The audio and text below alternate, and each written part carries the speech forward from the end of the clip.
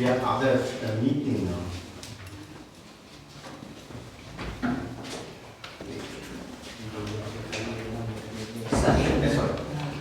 You want one cup water, no?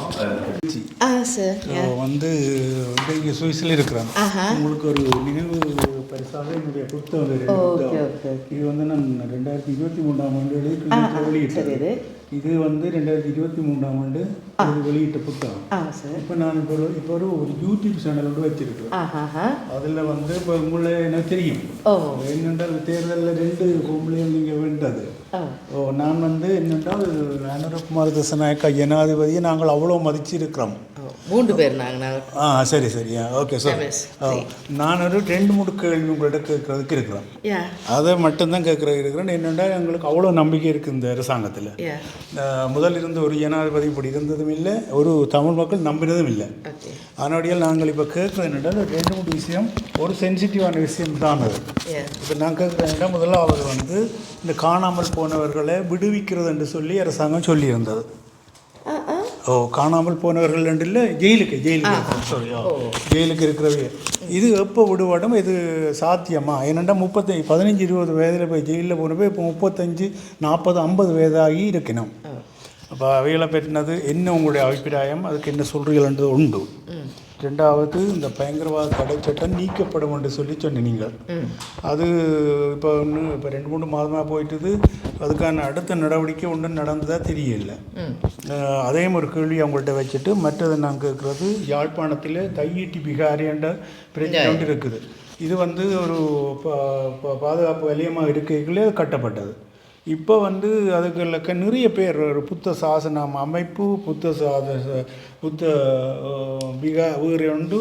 இந்த பிறகு இப்படி ஒரு நிறைய இதுகள் நிறுவனங்கள் வந்து உரிமை கோரிக்கொண்டு வேறு மாதிரி கதைகள் சொல்லி கொண்டு இருக்கணும். அப்போ இது இந்த மக்களுக்கு இந்த காணி கொடுக்கப்படுமா? ஏனென்றால் எங்களுடைய ஜனாதிபதி சொன்னவர் என்னென்றால் சட்டம் தான் இலங்கையில் முன்னணிவாக நிற்கும், முன்னுக்கு இருக்க வேண்டியது சட்டத்தின்படி என்றால் அவர்களுடைய நிலம் அவர்களுக்கு கொடுக்கத்தானே வேணும். அப்போ அதுக்கும் இந்த 3க்கும் உங்களுடைய பதில் என்னன்றதை சொன்னால் சரி. ஓகே, இந்த 3க்கும் உங்களால் உங்களோட பதிலை நான் எதிர்பார்க்குறேன். நான் கடந்த வாரம் இந்த நோவே போயிருக்கக்குள்ள ப்ரொஃபஸர் சச்சிதானந்தனும் எனக்கு 2 ஓகே சார், தேங்க்யூ சார். அப்போ இதுக்கு சொல்ல முடியுமா? ஓகே, நான் இப்போ ஆனால் அதாலேயும் நான் என்ன பதிலே நான் ஓகே நன்றி. எங்களோட சுவிஸ் தமிழ் ஊடக மையத்தின் அழைப்பை ஏற்று எங்களுக்கு குறுகிய நேரத்தை ஒதுக்கி தந்ததுக்கு முதற்கான் சுவிஸ் ஊடக மையத்தின் சார்பாக நன்றியை தெரிவித்துக் கொள்கிறோம்.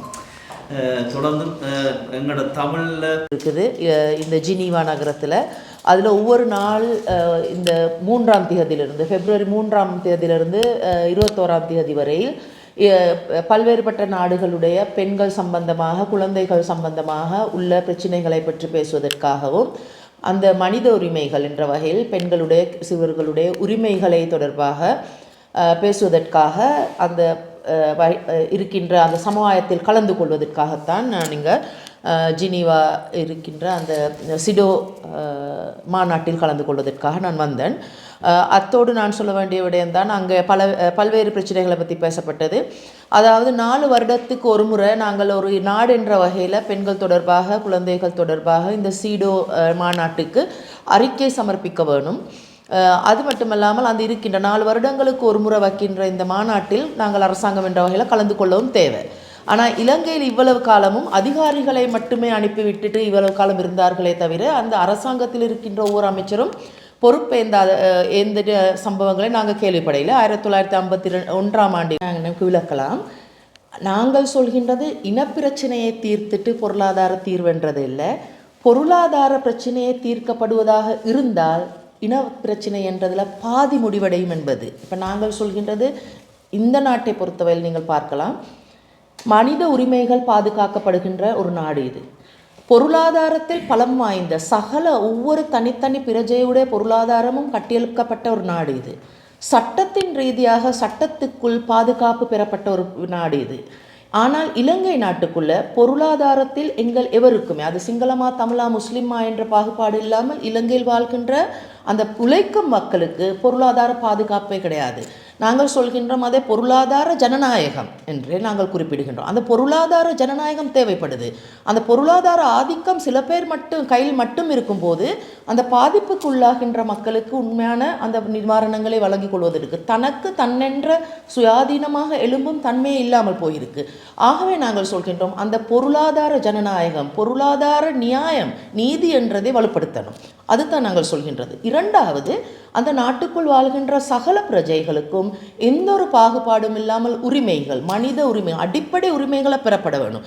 கல்வி, சுகாதார, போக்குவரத்து உரிமைகளில் அந்த பிரதேசவாதம் இல்லாமல் இனமொழி மத சார்பற்ற அந்த பிரிவினைகள் ஒன்றும் இல்லாத அனைவருக்குமே அடிப்படை உரிமைகள் வழங்கப்படுகின்ற உறுதிப்படுத்தப்பட்ட ஒரு சமுதாயம் தேவை. அடுத்தது தான் நாங்கள் சொல்கின்றோம் சட்டத்தில் எந்த ஒரு பாகுபாடும் இல்லாமல் அனைவருமே சட்டத்தினுள் பாதுகாக்கப்பட வேண்டும். அது தமிழா சிங்களமா முஸ்லீமா இல்லை. சிங்கள மக்களுக்கு ஒரு சட்டமும் தமிழர்களுக்கு இன்னொரு சட்டமும் இருக்க முடியாது. முஸ்லிம்களுக்கு இன்னொரு சட்டத்துக்குள் அவர்களை பிரிவினையாக பார்க்க முடியாது. இந்த அனைவருமே ஒன்றாக பார்க்கப்படுகின்ற ஒரு சமுதாயத்துக்குள்ளத்தான் அந்த நாங்கள் கூறுகின்ற முக்கியமான உரிமைகள். இது எங்களுடைய அரசாங்கத்தின் முக்கிய கோட்பாடானது. பொருளாதார சமத்துவம், பொருளாதார ஜனநாயகம், உரிமைகள் கொண்ட ஒரு நாடு. அடுத்தது தான் சட்டத்துக்குள் அனைவருமே பாதுகாக்கப்படுகின்ற, சட்டத்துக்குள் அவர்களுடைய உரிமைகளை உறுதிப்படுத்துகின்ற ஒரு நாடு. அப்படி நாங்கள் எழுப்புவமாக இருந்தால் நாங்கள் பிரிந்திருக்கின்ற எங்களுடைய மொழி வேறாக இருக்கலாம், மதம் வேறாக இருக்கலாம். அந்த இலங்கை, நாங்கள் இலங்கை என்ற அந்த தனி அந்த இலங்கை, நாம் இலங்கையர், இந்தியன் என்ற உரிமை போலவே நாங்கள் இலங்கையர் என்ற உரிமையையும் கொண்டு நாங்கள் ஒரு நாட்டை கட்டியெழுப்பது தான் எங்களுடைய அரசாங்கத்தின் அடையாளம். அதற்கு பிறகு நாங்கள் சொல்கின்றோம் உண்மையாகவே அந்தந்த பிரச்சனைகள் மொழி ரீதியான எங்களுடைய பிரதேசங்களில் எங்கள் மொழி மூலம் தேவைப்பாடுகளை பூர்த்தி செய்து கொள்வதற்கான உரிமை வழங்கப்படும். அது பாகுபாடு இல்லாமல் எவரிடமிருந்து பறித்தெடுக்க வேண்டிய தேவை ஏற்படாது. ஏனென்றால் அனைத்து உரிமைகளும் பெறப்படுகின்ற ஒரு சமுதாயத்துக்குள்ள அந்த மத அடையாளங்கள், விழுமியங்கள், மொழி அடையாளங்கள் அனைத்தும் பாதுகாக்கப்படும். அது சட்டம் மூலமாகவே உறுதிப்படுத்தப்படும். அவ்வாறான ஒரு நாட்டுக்காக வேண்டித்தான் நாங்கள் இந்த அரசியல் மாற்றத்தை நாங்கள் நம்புகின்றோம். அதற்கு 3 பெரும்பான்மை இருக்குது. அது உடனடியாக ஒரு துரிதமாக 1 மாதத்தில் 2 மாதத்தில் நடக்குமா என்று சொல்ல முடியாது. உலகத்திலிருந்து எங்களை போல ஒரு நாடுகளுக்கு தாக்கங்கள் நடக்கலாம். இப்போ நாங்கள் பார்க்குறோம் தானே. அப்போது நான் எங்கள் நாட்டுக்குள்ளே உருவாக்கப்படுகின்ற எங்கள் நாட்டுக்குள்ளே அந்த தீவிரவாத சட்டத்தை அதை பற்றி நான் சொல்லினேன். அப்படி தீவிரவாதம் இலங்கைக்குள்ளே உருவாகும்ன்றது இல்லை நான் சொல்கிறேன். இது அரசியல் நியாயப்படுத்தல் இல்லை நான் சொல்கிறது அது நான் ஓப்பனான மைண்டாக நாங்கள் பார்க்கணும். ஏனென்றால் நாங்கள் கண்டுகொண்ட விடயம் இது உலகத்திலே எல்லா நாட்டுகளுக்கும் இந்த அச்சுறுத்தல் இருக்குது. இனி அப்படி பார்க்கும்போது அந்த சட்டத்துக்குள்ளே தன்னுடைய தேசத்தை, நாட்டை பாதுகாக்கிறதுக்கான நடவடிக்கைகள் இருக்கலாம். அது மக்களை நாட்டுக்குள்ளே உள்ள மக்களை பாதிக்காமல் வைத்துக் கொள்வது தமிழ் மக்கள் மத்தியில் ஒரு சரியான கருத்து இருக்கின்ற இந்த பயங்கரவாத தடை சட்டம் என்பது பெரும்பாலும் தமிழ் மக்கள் மத்தியில்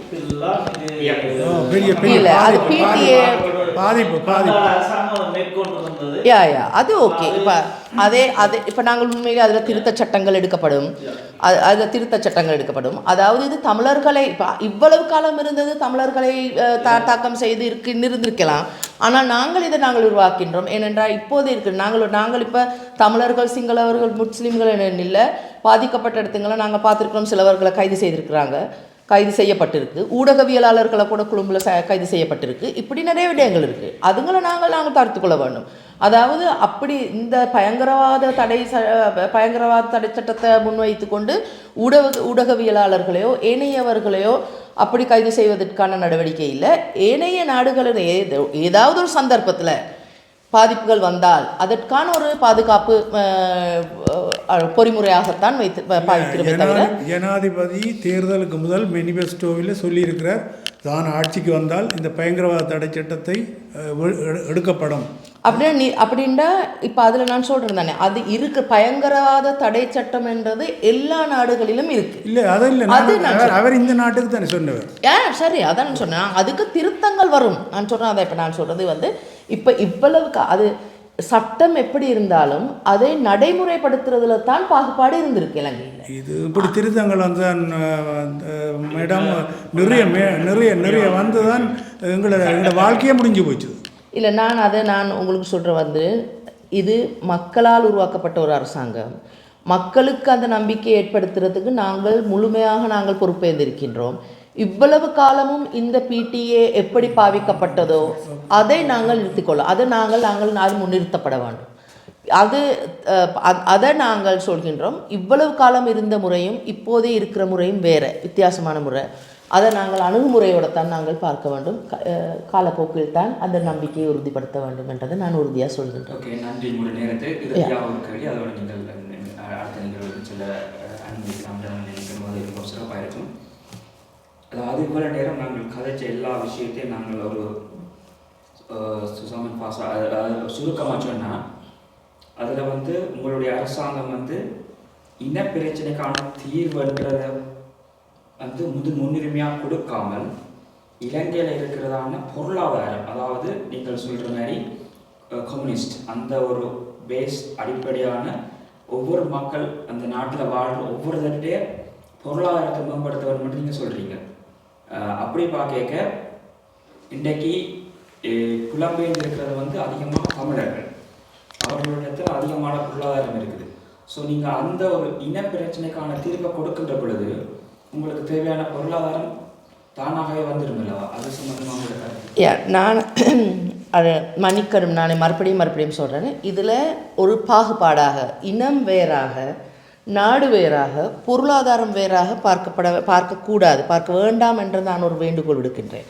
இந்த நாடு ஒன்று நாட்டுக்குள்ளே இருந்தால் தான் மக்கள் என்றது அதில் உள்வாங்கப்படும். அப்போது தான் இனங்கள் அதுக்குள்ளே வாழலாம். பொருளாதாரம் என்றது அதுக்குள்ளே உள்வாங்கப்படும். அப்போது இது ஒட்டுமொத்தமாக நான் சொல்கிறது, இது ஒரு இலங்கை என்ற அடிப்படையில் நாங்கள் இது ஒன்றாக சேர்ந்து பார்ப்போம். இனங்களுக்கான இனப்பிரச்சனை என்றது ஒன்று உருவாக்கப்பட்டதே இந்த நாட்டில் உள்ள அரசியல்வாதிகளால், இந்த நாட்டில் உள்ள அரசியல் முறைகளால் தான் இனப்பிரச்சனை என்றது உருவாக்கப்பட்டது. அந்த உருவாக்கப்பட்ட முறையவே நாங்கள் தோல்விக்கான செய்திருக்கின்றோம். இப்போ இந்த முறை இந்த மக்கள் ஆணைக்குள்ளே அந்த எந்த ஒரு பாகுபாடும் இல்லாமல் மக்கள் நம்பின விடயம்தான் அந்த அரசியல் முறையை தோல்விக்கான செய்திருக்கின்றார்கள்.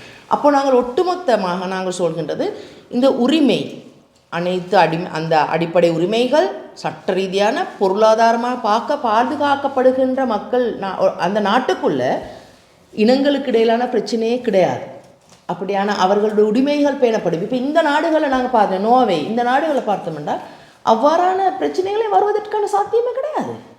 ஏனென்றால் மக்களுக்கு அந்தந்த உரிமைகள், எனக்கு பணம் இல்லாவிட்டால், எனக்கு பொருளாதார வசதி இல்லாவிட்டால் நான் எப்படி என்னுடைய இனத்துக்காக நான் என்னுடைய அடையாளங்களை, உடைநடை பாவனைகளை, என்னுடைய கலாச்சார உரிமைகளை, என்னுடைய கல்வி, என்னுடைய மொழி என்பதை நான் பாதுகாத்துக் கொள்வதற்காக எனக்கான அடையாளமே ஒன்றுமே கிடையாது. அப்போ நாங்கள் சொல்கின்றது, அந்தந்த மக்களுக்கு தனக்கு சுதந்திரமாக வாழக்கூடிய ஒரு நாட்டை கட்டியெழுப்போம். அதனை தொடர்ந்து அதற்கு பிறகும் ஏதாவது பிரச்சனைகள் இருந்தால் நாங்கள் ஒன்றாக சேர்ந்து தீர்ப்புகளை காண்போம். உங்களுடைய நேரத்துக்கு மிக்க நன்றி. நன்றி. தேங்க்யூ. நன்றி.